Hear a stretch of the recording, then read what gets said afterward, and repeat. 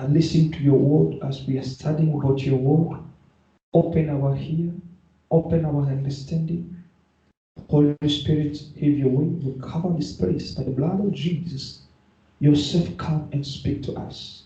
In Jesus' mighty name I pray and I declare, amen. Amen. God is good and all the time. Hallelujah. We thank the Lord. The theme for today is Evelyn Compass. Hallelujah. Evelyn Compass. As we have read in Exodus 13, from 17 to 22, the Bible says that on 17, when Pharaoh let the people go, God did not lead them on the road through the Philistine country, though that was shorter. For God said, if they face war, they must change their minds and return to Egypt. God knows. The fact is, even yourself, you can experiment that one. You can do the research. I come to find out that the place God's people that was, and to go back to the promised land, is a travel which is less than 1 day. But it took them 40 good years, 40, to get there. On 18, it says, so God led the people around by the desert road toward the Red Sea. The Israelites went up out of the Egypt ready for battle. 19, Moses took the bones of Joseph with him because Joseph had made the Israelites swear an oath. He had said, God will surely come to your aid, and then you must carry my bones up with you from this place. On 20, he said, after leaving Sukkot, they camped at Etam on the edge of the desert. By day the Lord went ahead of them in a pillar of cloud to guide them on their way, and by night in a pillar of fire to give them light, so that they could travel by day or night. Neither the pillar of cloud by day nor the pillar of fire by night left its place in front of the people. Amen. Evelyn Compass. I know most of us, we are familiar with things we call compass. As the definition is there, yes. They say this is the Wikipedia. Is a compass is an instrument used for navigation or orientation that shows direction relative to the geographic cardinal directions. It means it's pointing you in one place. And when I prepared this, I didn't know compass was also written in the Bible. And later, as I'm studying, then I can't find to the scripture. On Proverbs 8:28, the Bible says, when he prepared the events, I was there. When he set a compass upon the face of the deep. On Psalm 5:12, he said, for though the Lord will bless the righteous with favor, went to compass him as with a shield. It's God who sets the limits. That's what does mean. As we said, the compass we know is an instrument who shows us a direction. But the direction of God is the limit which is telling you and not what your eyes is showing you. The Bible said it took them a long time, even though the destination was very short here. But the Lord took them like this and bring them here. That because the direction, the path was like this, and He made it this way. Hallelujah. That is the heavenly compass. That's the way it works. It doesn't work like a physical instrument. Like the way your eyes is showing you, you think that this is the way God is going to work with me. This is the way God is going to answer my prayer. This is the way God is going to visit me. This is the way God is going to heal me. No. Hallelujah. Next slide, please. This is what actually happened.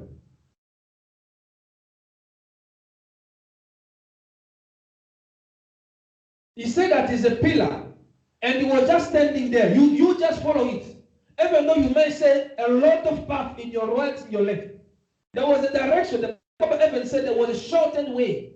But no, you should follow the pillar. And this is for you a heavenly compass. This is for you a direction. This is a limit for you. The limit is not what your eyes is seeing in the left or the right. The limit is where it's pointing you in. This is the place you should go. And sometimes the place it's pointing you in is not funny. If it's where to point you to go, that is the direction. The direction is not what yourself you see, is what is you saw. So I thank God for us as we learn about the glory of God. So my question is, what happens when we see the glory of God? I put myself in the feet of Israelites. Wow. We just see the description. I just put that image to give us an idea. You are seeing something just, and this there was millions of people. It means that pillar was not something tiny like this. It was something bigger than every people that should see it and follow it. The same in the day, in the same. And I'm imagining in the night how big that fire should be. And the Bible said it was there physically, mean you can see that. So when we see the glory of God, what's often our response? Hallelujah. When God comes really physically, he show up. How do we respond? How do we react to it? Hallelujah. Next slide, please. In the scriptures today, one important thing I mentioned on verse 18, he said, God led them in surrounding place. As a human being, we get used of getting shortened. If you are disconnected with heaven, you will lose your location. I repeat this one, very important. If you are disconnected in this new year, 2021, if you are disconnected with heaven, you will lose your direction. Even though your eyes may show you that the place you're supposed to go is here, but as long as you are disconnected in heaven, you are lost. Even though you are seeing the path is seen to look very clean to you. He said the direction is him and not your eyes. The direction is what is where is pointing you in. That's the place you go. And know what your heart desire is willing to go. Hallelujah. Hallelujah. And the key lessons in this year, God wanted his people to trust in him. I think in the early verse 17, he said, God did not if he took them, they saw the war. They said, because in the shortest way, there was other peoples, and which there was more mighty, and God knew it. He said, if they go there, they may see the other nations, they are so stronger, they will lose their trust in God. And God took them in the long term to build up their trust. God can take you in the direction. You may see stuffer, but it's building you up. It's cooking you well. I like to use that term. So when he put you in society, people enjoy you. Because you have been cooked very well. He has prepared you. God wanted to trust him. It took them 40 years. This is not a joke. And today with technology, it took few hours with aircraft to move from Egypt to Israel. It's a matter of hours. But these people, 40 years, God, how did you do it? And this is to build his trust on his people. And that's the way God works with his people. You should understand how God works. So it'll be easy for you to rely on him. And not accusing your parents or your friends or your leaders or people surrounding you. Hallelujah. Hallelujah. Let's move next slide, please. And in 21, this is also the beautiful scripture. God came to manifest his glory. The pillar, a physical manifestation of God's glory.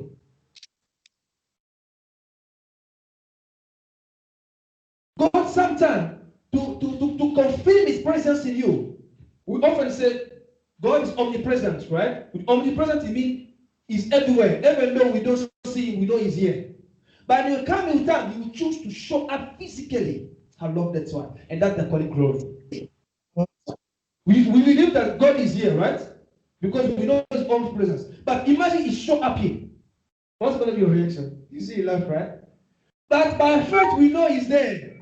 But sometimes he can choose to really come. In this circumstance, God wanted to come physically to strengthen his people, to be the strength on him. And this they're calling the glory of God. Hallelujah. Next slide, please. We're going to move. Something amazing happened here in Exodus 14, 17 to 20. And I will harden the hearts of the Egyptians, and they will change they will charge after the Israelites. My great glory will be displayed to Pharaoh and his troops, his chariots and his charioteers. When my glory is displayed to them, all Egypt will see my glory and know that I am the Lord. Then the angel of God, who had been traveling in front of the Israelite army, withdrew and went behind them. The pillar of cloud also moved from in front and stood behind them, coming between the armies of Egypt and Israel. Throughout the night, the cloud brought darkness to the one side and light to the other side. So neither went near the other all night long. The Bible said, God is good. Even though physically it went out, the pillar. And there was also an angel of God. In the point that the Bible said, when they was going, the Egyptians was following them. So God gave order to angel to move back. And the angel, as the Bible said, when they move back, the pillar followed. When it stand like a boundaries. And the Bible said, in one side it pointed out light, in the other side it pointed darkness. To the Egyptian side, it pointed darkness. We already know in the natural normal there's night. But if God bring his darkness to you, it means there is none. This is even the proof that the Egyptians they could not reach out to them because they were just there. The Bible said the camp was just next, but they could not come in night because they could not see the road anymore. But the other side, the light. When God stands with you, nobody can come above. For the Egyptian to reach out to the Israelites, they need to pass through God. In 2021, if someone wants to reach to you, you need to pass to God. Someone wants to touch you, tell him you need to pass to God. The Bible said the angel was standing there, the pillar moved, but he put a heavenly boundaries. I call it heavenly boundaries. Even though there was not physical boundaries, but I could not come. There was just a deep darkness, numb, which you're ever not seeing anymore. Even the stars, you cannot see it. Because the Bible said that he put darkness in the night. Hallelujah. Next slide, please.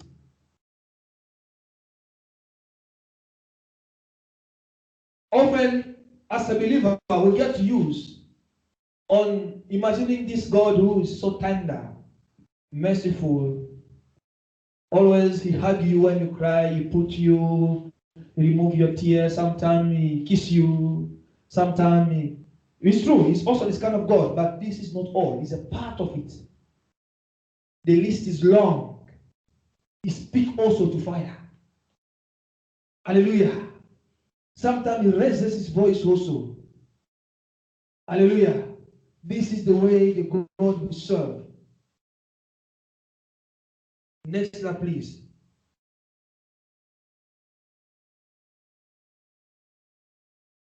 Yes, we can move on. Next one.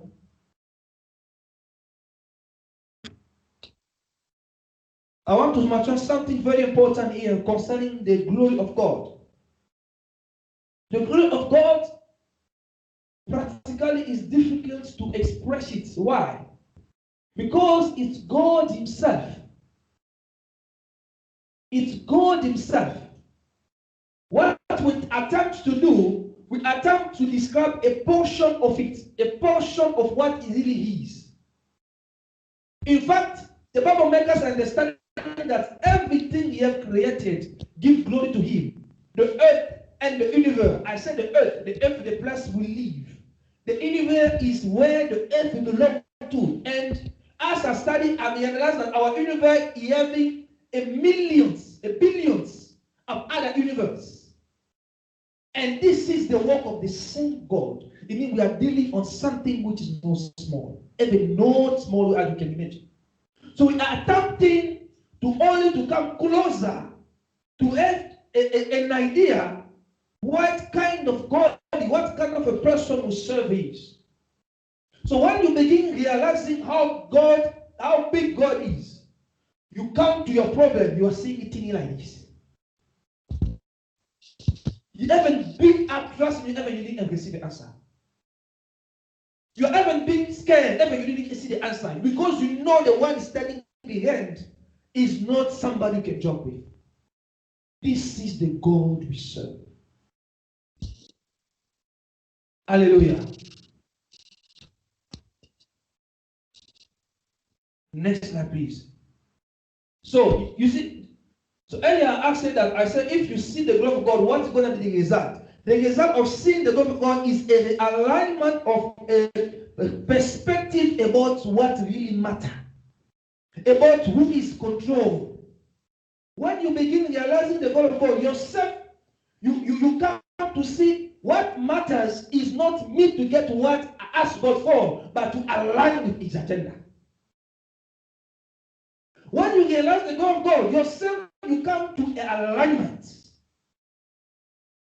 Yourself, you begin waiting on Him because you see what matters is not me, but it's Him. Because what is Him is always good for you. That's when often I tell the believer, if you don't understand, you know that what God wants for you, do it. Because sometimes it doesn't make everything clear for us.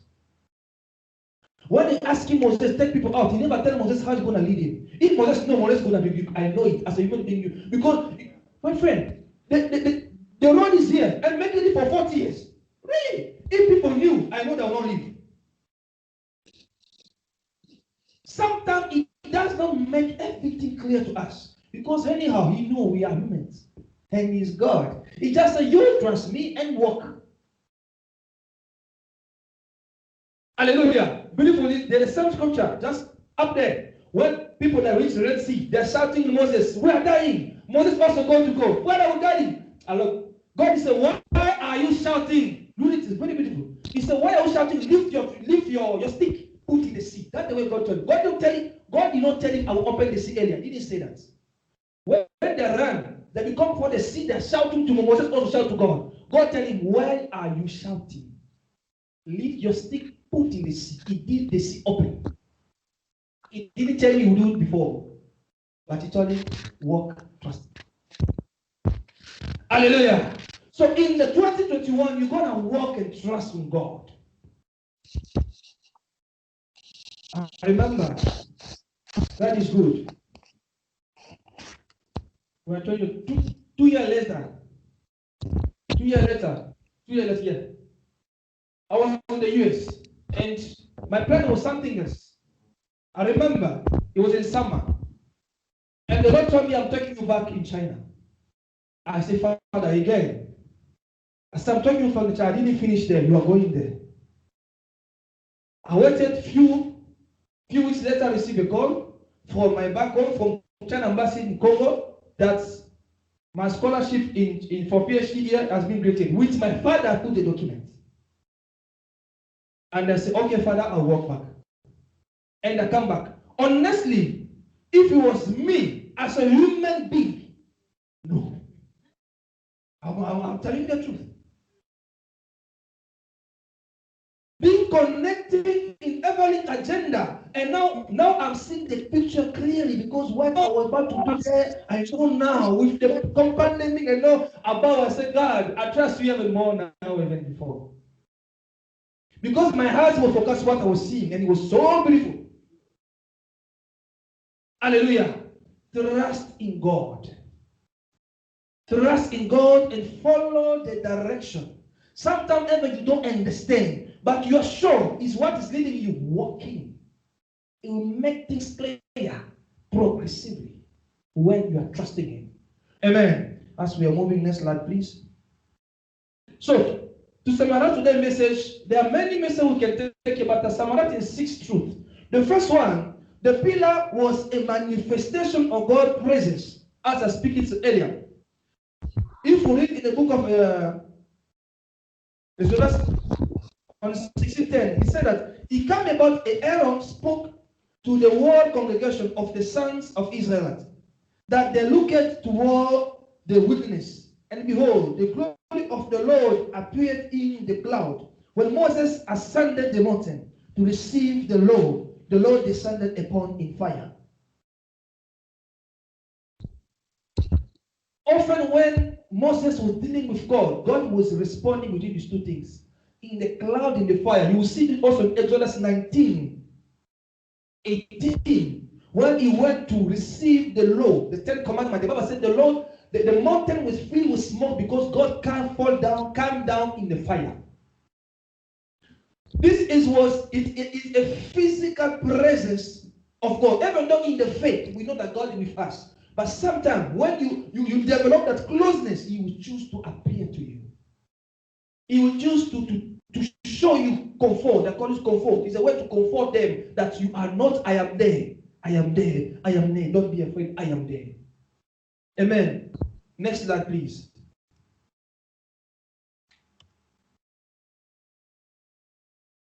In the 2 Chronicles 7:1, when the temple also has been finished, the Bible says when they built the temple of Solomon,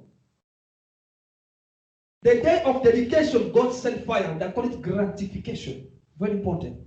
That one I love God. That day, when the temple has been done, God sent fire from heaven. It means He granted gratification for the temple. Hallelujah. Next one. Next slide, please. The pillar was not given to the people until they leave the Egyptian place. God can only lead you if you change your former lives. Very important. Hallelujah. You should live your former life. These people are supposed first to leave Egypt for them to begin seeing the physical manifestation of God. Because there was there in the desert alone with God and surrounding with a lot of enemies. Even the shortened ways, the Bible said that there was enemies the shortened ways. So in the left, right, front, there was enemies. So for you to be fully God, to be taken by God, you should live your former life. You know the things God is asking you to change. One thing I love the Holy Spirit. You know what the first job of the Holy Spirit when He comes to a believer? It begins convincing you the things that God don't not like on you. If you never understand how the Holy Spirit speaks, the first business of the Holy Spirit, it begins convincing you of the things that God does not like in you. Isn't that what He convinces you about sins? Sin is not steal. Or He's gonna even the way we relate to people, even the way we talk, the Holy Spirit will begin ministering to you. This is the way you should do it. This is the way you should be it. This is the way you should respond. Hallelujah. Next slide, please.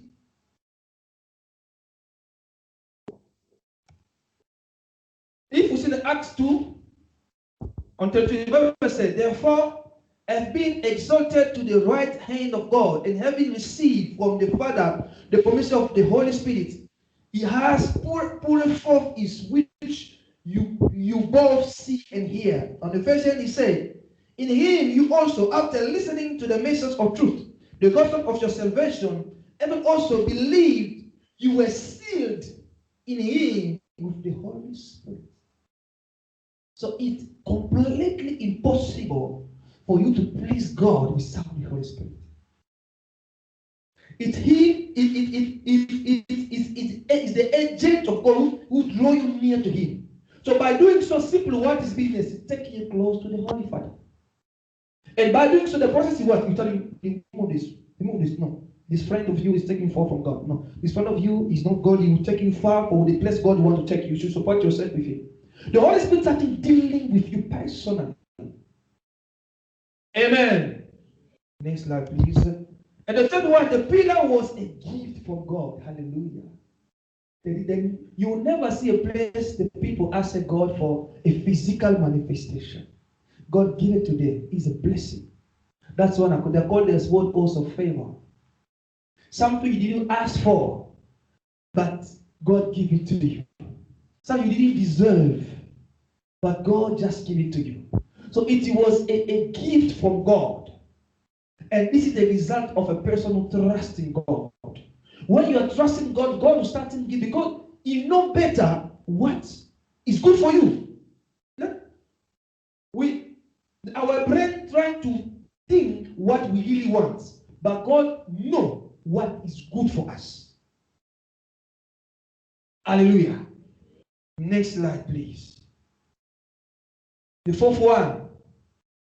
The pillar laid the way through the wilderness. Very important. This one is very important. In fact, the primary goal of the pillar was to lead the way, as I said, the heavenly compass, to direct them. Wilderness is not a place of good. Wilderness is a place of angry. It's a place of no food, no water. It's a place where you feel yourself you are alone. It's a place where you feel rejected, even though you are among people. It's a place where you feel that nobody cares about you, but God is telling you, I am there. He's telling you, I am there. So he's saying this pillar.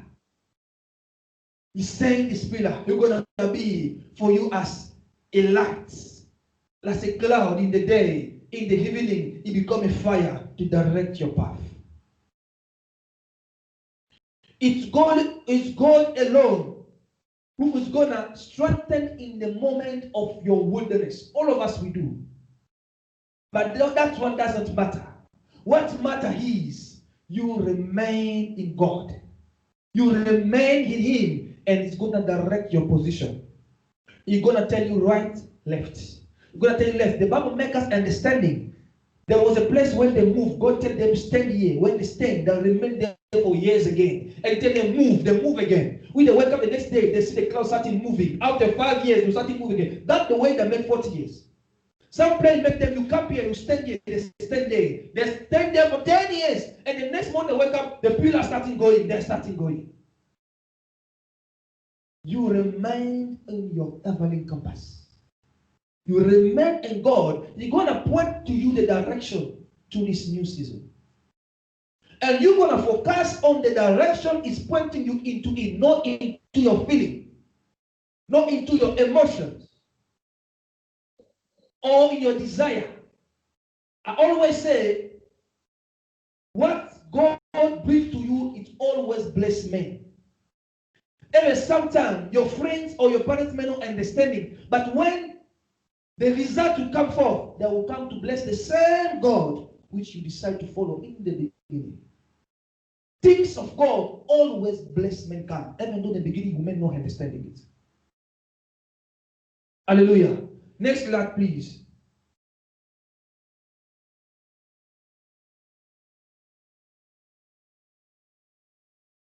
We are, yes. Please, you can go to the farmer one. To the farmer, I want to read the scripture. It's very important. On Numbers 9, 15, 22. The Bible says, this is made very clear that whatever the cloud rested on the camp of Israel, the Israelites would stay back. But whatever the cloud lifted, the Israelites will break camp, whether it was in the day or in the night. Sometimes they could rest there and they spend years, as I said earlier. So let's see the next slide one. This one I speak about it already. I want to mention the testimony of this man of God. He lived, you see, in 1758. He got a disease. He's also a missionary. And the disease got so worse. And he was feeling that he would not make it. So he wrote a message to his daughter.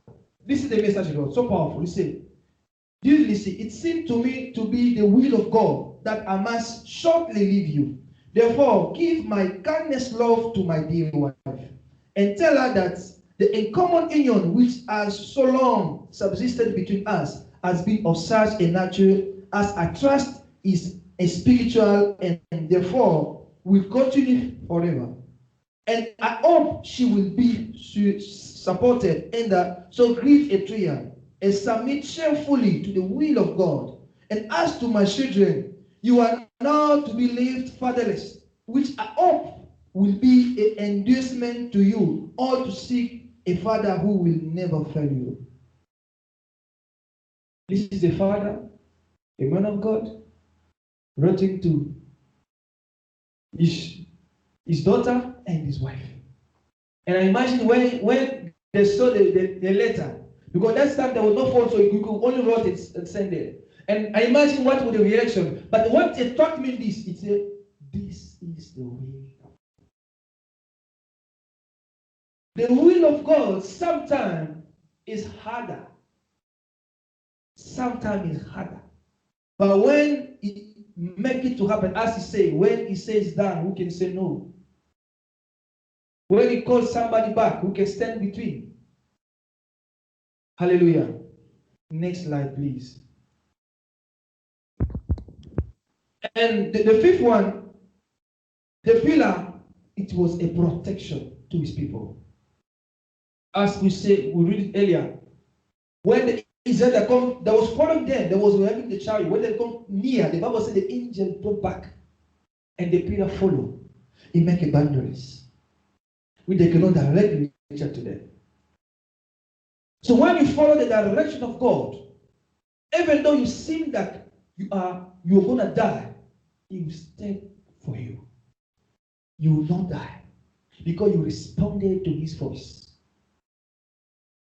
You might feel that there's no breakthrough, but He will not take you away because He will send His angel to move back to make sure your back is secure. Hallelujah. Next ends the last one.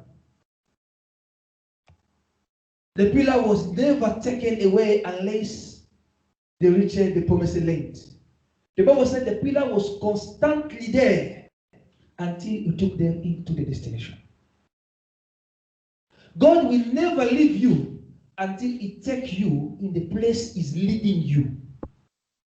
When you decide to follow Him, to trust Him, even though you are not seeing the breakthrough, He will take you until your promises land, and He put you there.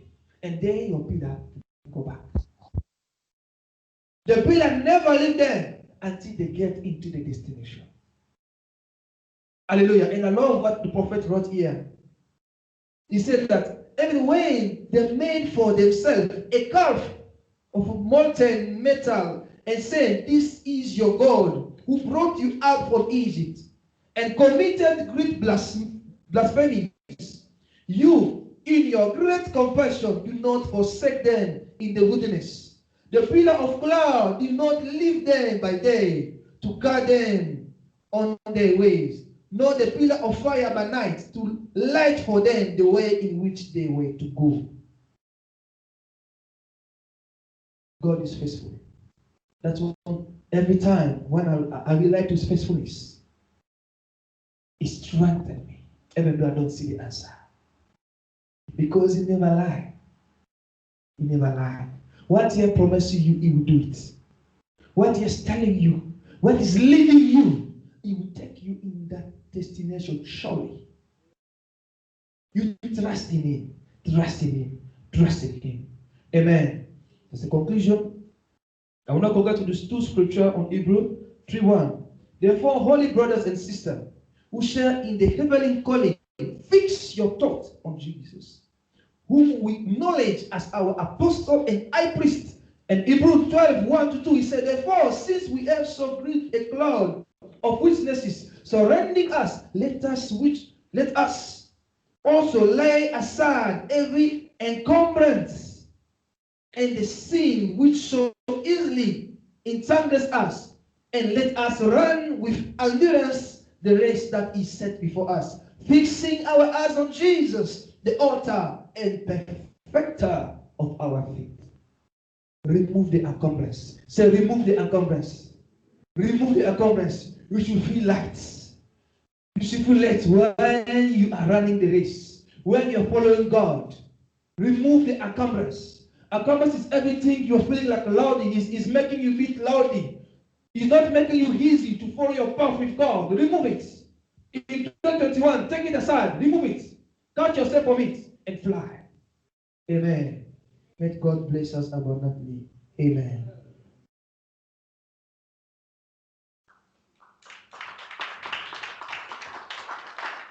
I want us to make the short prayer, the short moment of prayer, as after listening to the word, after the Lord has ministered to you.